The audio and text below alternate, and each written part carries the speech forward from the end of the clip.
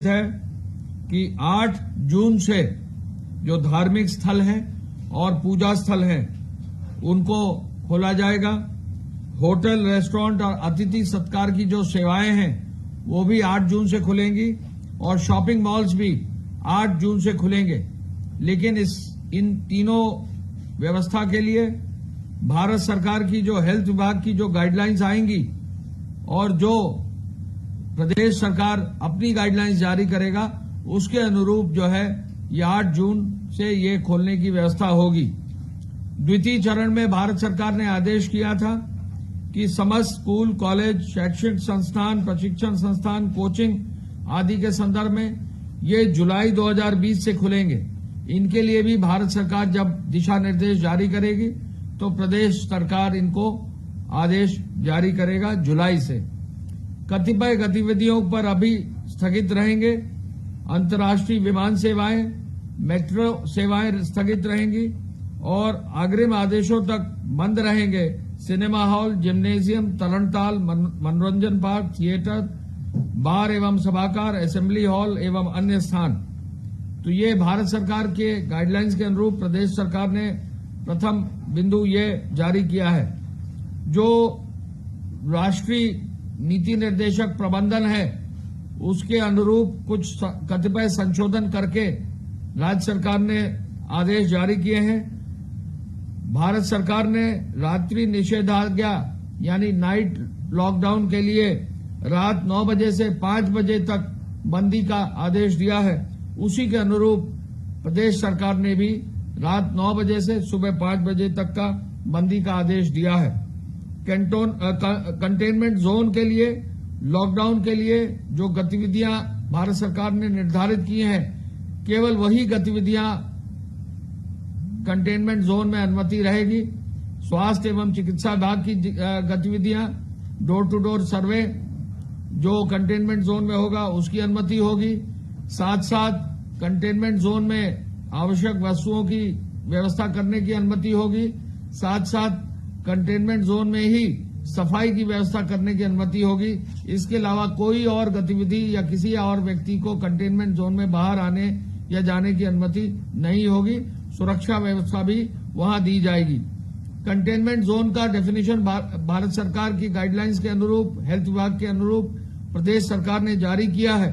और containment zone की जो गाइडलाइन है, शहरी क्षेत्र में अगर सिंगल केस होगा तो 250 मीटर के रेडियस में जो है कंटेनमेंट जोन डिफाइन किया जाएगा और यदि एक से अधिक केसेस होंगे तो 500 मीटर का रेडियस में डिफाइन किया जाएगा और बफर जोन 250 मीटर का रहेगा। आवासीय बहुमंजिली सोसाइटियों के बारे में जो एनसीआर क्षेत्र में है, विशेष रूप से नोएडा में, गाजियाबाद में, इनके लिए जो है विशेष नीति कंटेनमेंट जोन की अब लागू की गई है। ऐसी बहुमंजिली भवन, टावर सोसाइटी में यदि एक फ्लोर या एक से अधिक संक्रमण अगर केस मिलता है तो ऐसे बहुमंजिले भवन को कंटेनमेंट जोन केवल उसी भवन को किया जाएगा जिसमें कि जो केस निकलता वो आएगा। यदि सोसाइटी में एक से अधिक टावर में केस निकलेंगे तो फिर जो टावर्स में केस निकले हैं उनको तो बंद किया जाएगा, लेकिन कुछ कॉमन एरिया डिफाइन किया जाएगा। अगर उसकी आवश्यकता पड़ेगी तो उनको भी जो है बंदी के क्षेत्र में रखा जाएगा। वाणिज्यिक, औद्योगिक, कार्यालय भवनों का यदि वहां पर कोई केस निकलता है तो कंटेनमेंट जोन जो उनमें बनाया जाएगा उसमें जो कार्यालय है, औद्योगिक संस्थान है और वाणिज्यिक भवन है उसको 24 घंटे के लिए बंद कर दिया जाएगा और 24 घंटे में उसको पूरा सैनिटाइज किया जाएगा। जिलाधिकारी और वहां के हेल्थ विभाग के लोगों के माध्यम से उसको पूरा सैनिटाइज किया जाएगा और 24 घंटे बाद फिर ऐसे भवनों को जो है पुनः डिसइंफेक्ट करके पूरा उसकी व्यवस्था सुनिश्चित करके उनको फिर खोला जाएगा। ऐसे भवनों को सैनिटाइज और डिसइंफेक्ट करने का खर्चा और कार्य भवन स्वामी को स्वयं वहन करना पड़ेगा। यदि कोई सक्रिय केस सिंगल फ्लोर में पाया जाता है तो वो केस अगर एक फ्लोर में है तो उसी फ्लोर को जो है केवल सील किया जाएगा, बाकी फ्लोर्स को सील नहीं किया जाएगा। और यदि मल्टीपल फ्लोर्स पर है तो पूरे टावर को सील किया जाएगा। ग्रामीण क्षेत्र में यदि एक केस है तो उस मजरे की आबादी के एरिया को ही सील किया जाएगा, और यदि मल्टीपल केस हैं ग्रामीण क्षेत्र में तो जिन जिन मजरों में जहां केस हैं उन मजरों को ही केवल जो है सील किया जाएगा। इसके अलावा राज्य सरकार ने गौतम बुद्ध नगर और गाजियाबाद के एनसीआर क्षेत्र के लिए ये आदेश किए हैं कि एनसीआर क्षेत्र में जो वहां के लोक स्वास्थ्य हित की व्यवस्था है उसको सुनिश्चित करने के लिए वहां का जिला प्रशासन, वहां की पुलिस और वहां के हेल्थ डिपार्टमेंट के लोग जो भी अधिकारी जिम्मेदार हैं वो मिलकर पूरी व्यवस्था ऐसी बनाएंगे जिससे एनसीआर क्षेत्र में हमारा जो स्वास्थ्य की व्यवस्था है वो मजबूती से लागू रह सके। यानी नोएडा में, गाजियाबाद में, वहां पर जो भी प्रतिबंध लगाने हैं, जो भी व्यवस्था बनानी है, पासेस की व्यवस्था बनानी है, जो भी अन्य कार्रवाई सुनिश्चित करनी है, वो भारत सरकार की गाइडलाइंस को देखते हुए जो प्रतिबंध स्थानीय स्तर पर लगाने हैं वो नोएडा और गाजियाबाद के जिला प्रशासन, वहां के वरिष्ठ पुलिस के अधिकारी एवं वहां के वरिष्ठ जो है चिकित्सा विभाग के अधिकारी देंगे। ऐसा राज्य सरकार ने, प्रदेश सरकार ने, उत्तर प्रदेश सरकार ने निश्चित किया है। समस्त कार्यालयों के लिए आदेश अब ये है कि 100% अटेंडेंस होगी, लेकिन जो भी कार्यालय हैं उनमें 3 चरण में जो है कार्यालय खुलेंगे, यानी 3 पालियों में कार्यालय खुलेंगे। पहली पाली जो है वो सुबह 9 से 5 बजे की होगी, दूसरी पारी जो है 10 बजे से 6 बजे की होगी और तीसरी पारी जो है 11 बजे से शाम 7 बजे की होगी। यानी सोशल डिस्टेंसिंग फॉलो करके, मास्क का इस्तेमाल करके, सैनिटाइजर्स का इस्तेमाल करके, जहां भी आवश्यकता होगी तो वहां थर्मल स्कैनिंग सुनिश्चित करते हुए कार्यालयों को खोला जा सकेगा, लेकिन 100% अटेंडेंस जो है सरकारी कार्यालयों की सुनिश्चित की जाएगी। सभी प्रकार की औद्योगिक गतिविधियों को अनुमति दी गई है।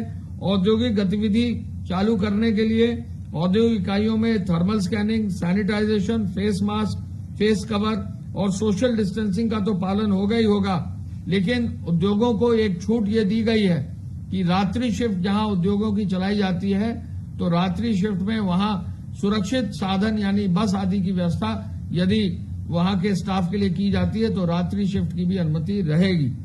पूरे प्रदेश में दुकानों को खोलने के लिए दुकानदारों को की व्यवस्था ये दी गई है कि वो फेस कवर, मास्क और ग्लव्स का भी इस्तेमाल करें। दुकानदार ग्लव्स का इस्तेमाल करें और साथ साथ सैनिटाइजर की व्यवस्था प्रत्येक दुकान में रहे।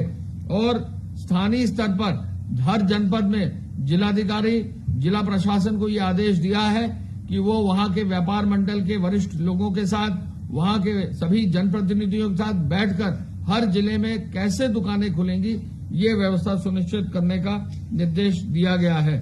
बाजार जो भी है, समस्त बाजार वो सुबह 9 बजे से रात्रि 9 बजे तक खुलेंगे, यानी बाजारों को खोलने की व्यवस्था की गई है। और बाजारों में सोशल डिस्टेंसिंग का पालन जरूर हो, इसलिए समय बढ़ा दिया गया है, क्योंकि कम समय अगर बाजार खुलती है तो भीड़ ज्यादा होती है। बाजारों को स्प्रेड किया गया है और सुबह 9 बजे से रात 9 बजे तक मुख्यमंत्री जी ने कहा है कि बाजारों को अब खोल दिया जाए भारत सरकार की गाइडलाइंस के अनुरूप। सुपर मार्केट खोलने का भी निर्देश मुख्यमंत्री जी ने दिया है। यदि कोई सुपर मार्केट है या कोई मार्केट ऐसी है जिसमें कई दुकानें हैं तो उनको जो है खोलने का, सुपर मार्केट सिंगल ब्रांड की अगर सुपर मार्केट है तो उनको खोलने का निर्देश उन्होंने दिया है। उस पर भी सोशल डिस्टेंसिंग, मास्क और ग्लव और सैनिटाइजेशन करने की व्यवस्था है।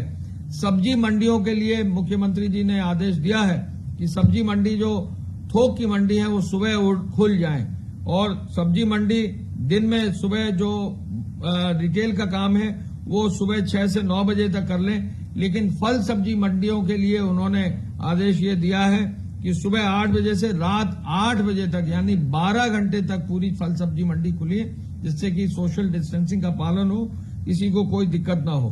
साप्ताहिक मंडियों को खोलने के लिए शहरों में मनाही है, ग्रामीण क्षेत्रों में सोशल डिस्टेंसिंग के साथ खोली जाएंगी। मिठाई की दुकान खोलने का निर्देश पहले ही था, लेकिन वहां बैठकर खाने की व्यवस्था नहीं होगी। बारात घर खोलने की अनुमति राज्य सरकार ने दे दी है, लेकिन बारात घर खोलने की अनुमति इस शर्त के साथ है कि अनुमति पहले ली जाएगी और 30 लोगों तक ही सीमित किया जाएगा। यानी बारात घर में, शादी घर में 30 लोगों से ज्यादा नहीं होंगे। बारात घर में एक विशेष रूप से निर्देश मुख्यमंत्री जी ने दिया है, कोई भी असला लेकर किसी भी बारात घर में नहीं आएगा। शादी ब्याह में कोई भी अगर हवाई फायरिंग या हर्ष फायरिंग कहीं करता है, बहुत सख्त कार्रवाई करने का उन्होंने निर्देश दिया है। इस शर्त के साथ ये अनुमति रहेगी, इस शर्त के साथ 30 लोगों से ज्यादा नहीं होंगे और ये शर्त भी लगाई जाएगी कोई असला लेकर नहीं आएगा तो बारात घर और शादी घर खोलने की अनुमति दी गई है। स्ट्रीट वेंडर और पटरी व्यवसायियों के लिए जो है विशेष व्यवस्था करते हुए ओपन स्पेसेस में उनको ग्लव्स, फेस मास्क और सैनिटाइजर के साथ खोलने की अनुमति है। राज्य सरकार ने सैलून, ब्यूटी पार्लर के लिए विशेष आदेश दिए हैं कि वो भी सोशल डिस्टेंसिंग के साथ खोले जाएंगे, लेकिन जो वहां पर काम करने वाले लोग हैं उनको फेस मास्क का इस्तेमाल करना होगा और कोई भी टॉवल या कोई भी कपड़े का इस्तेमाल बार बार नहीं कर सकेंगे। यदि कोई कपड़ा या टॉवल का इस्तेमाल करते हैं तो उसको वन टाइम ही इस्तेमाल कर सकते हैं, या तो वो डिस्पोजेबल सामान का इस्तेमाल करें, कोई भी चीज का रीयूज न करें। सैलून और ब्यूटी पार्लर और बार्बर शॉप्स में ये विशेष निर्देश राज्य सरकार के हैं जिससे कि संक्रमण से कहीं न कहीं बचा जा सके। नर्सिंग होम और प्राइवेट अस्पतालों की इमरजेंसी की और ओपीडी की जो है छूट इस शर्त के साथ है कि प्रदेश सरकार में और जनपद स्तर पर जो स्वास्थ्य विभाग की अनुमति है उसके साथ वो चालू कर रखेंगे। एक विशेष निर्देश मुख्यमंत्री जी ने दिया है कि यदि किसी राजस्व ग्राम में या मजरे में जो है कंटेनमेंट जोन बन जाता है तो वहां यदि कृषि कार्य होना है यानी खेत होने, और चूंकि अभी बुआई का मौसम है और अभी जल्दी बुआई जो है होने वाली है, अभी जो है आगे किसी न किसी रूप में कोई न कोई फसल जो है आगे लगेगी, तो ऐसे में जो उसका कृषि कार्य है किसानों का इफेक्ट ना हो तो कृषि कार्य करने की विशेष रूप से अनुमति रहेगी। ट्रैक्टर्स की विशेष रूप से यूज करने की अनुमति उस गांव में रहेगी जो कंटेनमेंट जोन में ही है और वहां पर किसी भी रूप में सोशल डिस्टेंसिंग का जरूर पालन होगा। एक आदेश ये किया गया है कि प्रत्येक स्थिति में taxi cab, maxi cab, 3 wheeler, auto, e rickshaw सबकी अनुमति रहेगी, लेकिन जो निर्धारित सीट है उससे ज्यादा एक भी आदमी न बैठे। इसके साथ साथ फेस मास्क हो, फेस कवर हो, सोशल डिस्टेंसिंग के लिए जो है वहां पर हैंड सैनिटाइजर का भी इस्तेमाल अगर कर सकते हैं तो वो किया जाए और किसी भी रूप में पर्याप्त संख्या में जो है वहां पर ये व्यवस्था होनी चाहिए कि इन्फेक्शन किसी भी रूप में इस तरह के ट्रैवल से न फैले। 2 पहिया वाहन में 2 व्यक्ति तक चलने की अब छूट दे दी गई है, लेकिन जो भी व्यक्ति चलेंगे वो मास्क पहनेंगे, जो भी व्यक्ति चलेंगे वो हेलमेट जरूर पहनेंगे। रोडवेज बसेस को प्रदेश में चलाने की अनुमति अब दे दी गई है। प्रदेश के अंदर रोडवेज बस अपनी निर्धारित सीट क्षमता के अनुरूप चलाने की अनुमति दे दी गई है। कोई भी रोडवेज बस अब जैसा कि रोडवेज विभाग चाहेगा, यूपीएसआरटीसी उत्तर प्रदेश राज्य परिवहन निगम अपने रोडवेज की बसों को संचालित करेगा, जिससे प्रदेश में लोगों के आवागमन में कोई दिक्कत न हो।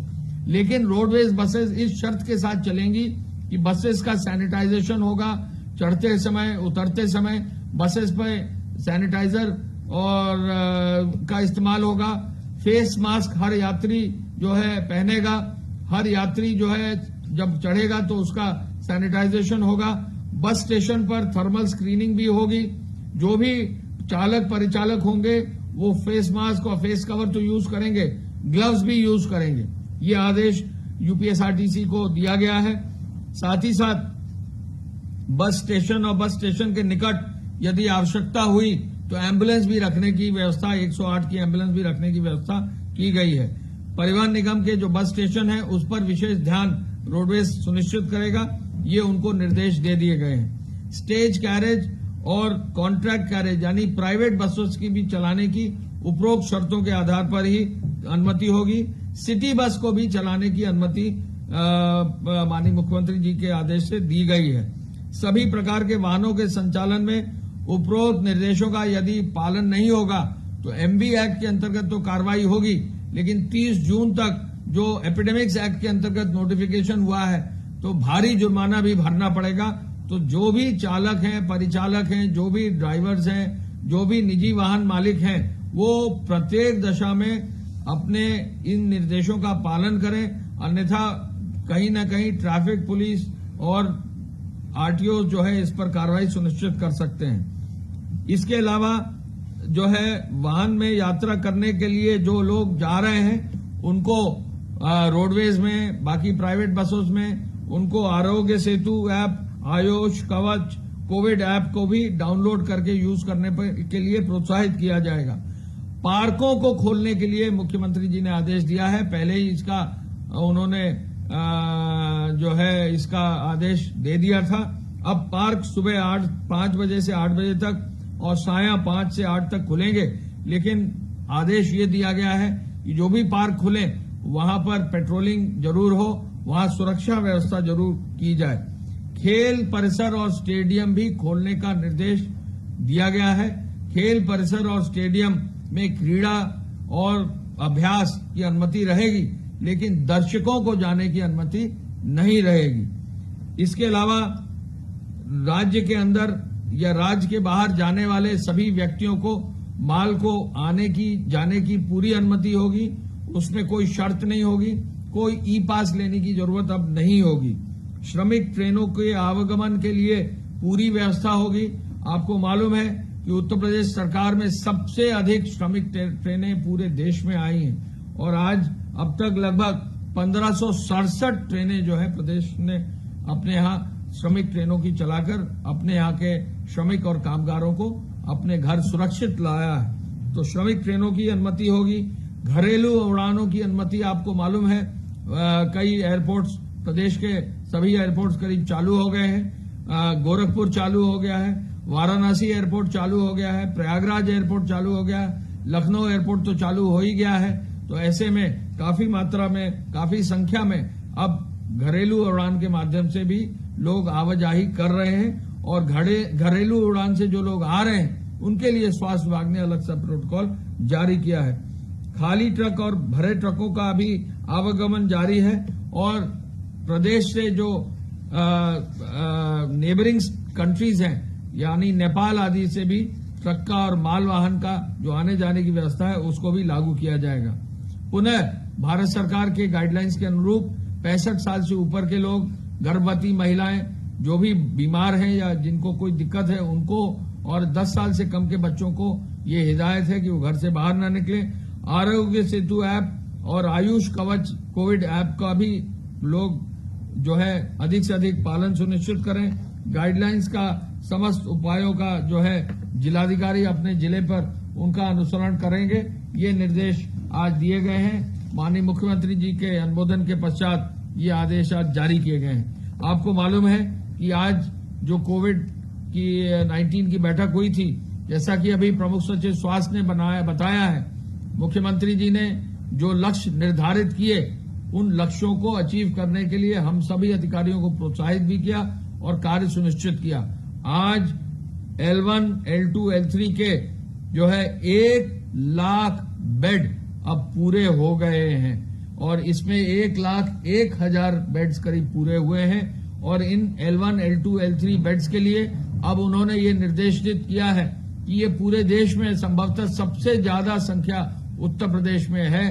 उन्होंने निर्देशित ये किया है, आज प्रेस कॉन्फ्रेंस में भी उन्होंने बताया है कि इन बेड्स की चिकित्सकीय व्यवस्था, यहाँ चिकित्सकों की व्यवस्था को और मजबूत करके, क्वालिटी और इम्प्रूव करके जो स्वास्थ्य सेवाएं प्रत्येक 75 जनपद में दी गई हैं उनको और मजबूत किया जाएगा। जो टेस्टिंग की व्यवस्था है वो जैसा अभी बताया है 10,000 आज क्रॉस कर गया है, अगले 15 दिन में 15,000 क्रॉस करेगा और जिस रेट से मशीनें हमारे नए प्रदेश में आ रही हैं उनके आधार पर इसी माह के अंत तक टेस्टिंग भी लगभग 20,000 तक होगी। आज इसकी समीक्षा मुख्यमंत्री जी ने की। 1 जून से रेल सेवा शुरू होगी। रेल में जो लोग ट्रैवल कर रहे हैं, रेल में जो लोग यात्रा कर रहे हैं उनको भी एक गाइडलाइन स्वास्थ्य विभाग ने जारी की है। जो भी रेल में यात्रा करें बहुत ही सावधानी पूर्वक सोशल डिस्टेंसिंग का जो है इस्तेमाल करें, हैंड सैनिटाइजर का इस्तेमाल करें। रेल विभाग जो भी इंस्ट्रक्शंस देता है उनका जो है अनुसरण करें और रेलवे स्टेशन पर जिला प्रशासन, वहां की पुलिस, वहां के हेल्थ डिपार्टमेंट के जो भी अधिकारी निर्देश देते हैं, रेल से उतरने और चढ़ने वाले लोग कृपया उनका अनुसरण करें।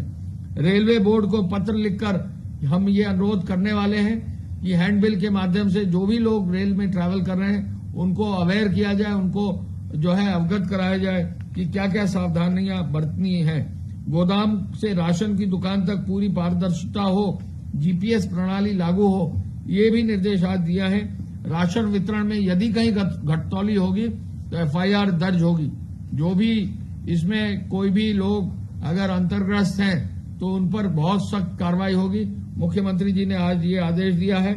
आकाशीय बिजली से कैसे बचा जाए, आज जो है एनडीएमए के जो वाइस चेयरमैन हैं उनको आज बुलाकर ये कहा है कि तकनीक का इस्तेमाल करके अगर फोर वार्निंग दे दी जाए, यानी पहले से सूचना दे दी जाए कि लोग घर के अंदर रहें, तो काफी संख्या में जो लोग बाहर निकल जाते हैं और आकाशीय बिजली का जो है उन पर प्रकोप रहता है, तो उनसे बचा जाए।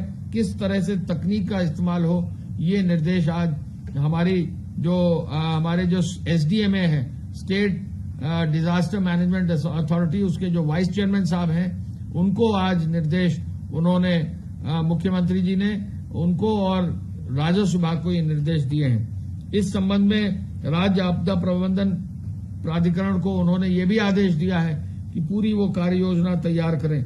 ग्राम प्रधानों को अपनी निधि से आर्थिक सहायता देने का कल माननीय मुख्यमंत्री जी ने घोषणा की है और आदेश दिया है पंचायती राज विभाग को कि बहुत ही जल्दी इसका जो है शासनादेश जारी करके हर गांव में निराश्रित लोगों के लिए व्यवस्था करने का निर्देश उन्होंने दिया है।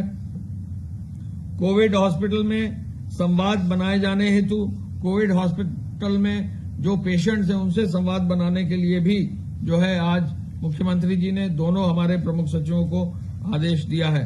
मैं पुनः इस अवसर पर बताना चाहूंगा कि श्रमिक स्पेशल ट्रेन हमारे प्रदेश में आने का सिलसिला जारी है और आज 1567 ट्रेन आ चुकी हैं। आज लगभग 15 ट्रेनें और आएंगी, जिसको मिलाकर 1636 ट्रेन जो है लगभग हमारी कुल हो जाएंगी अगले 2 दिन में। तो काफी संख्या में ट्रेन जो आ चुकी हैं उनका लाभ हमारे सभी श्रमिक और कामगार ले रहे हैं। हमारे यहाँ प्रदेश में आने वाली ट्रेन की संख्या में गुजरात से 522, महाराष्ट्र से 418, पंजाब से 233 और इसी तरह से अन्य भी प्रदेशों से, दिल्ली से 97 भारी संख्या में ट्रेन अभी भी आ रही हैं। जो भी इन श्रमिक स्पेशल्स का लाभ लेना चाहते हैं वो अवश्य लें और इस लाभ का जो है फायदा लें। पुनः इस अवसर पर लॉकडाउन के लिए जो आदेश प्रदेश सरकार से जारी हुए हैं, माननीय मुख्यमंत्री जी ने आज जिनकी समीक्षा करके जारी किया है, पुनः इस अवसर पर मैं कहना चाहूंगा कि प्रदेश में जो भी हमारे जो है नागरिक हैं, जो भी व्यक्ति हैं, जो भी जहां भी जिस भी रूप में है, वो बहुत केयरफुली गाइडलाइंस का पालन करें और हर हालत में बचने के लिए सोशल डिस्टेंसिंग का पालन और नियमों का पालन करें। और यदि जैसा कि हेल्थ डिपार्टमेंट ने कहा है, यदि कहीं भी किसी को भी सिम्टम्स की संभावना है, तुरंत अपने नियरेस्ट अस्पताल में जाकर उसको दिखाएं, जिससे हम अपने प्रदेश को इन सब चीजों से बचाकर आगे ले जा सकें। धन्यवाद।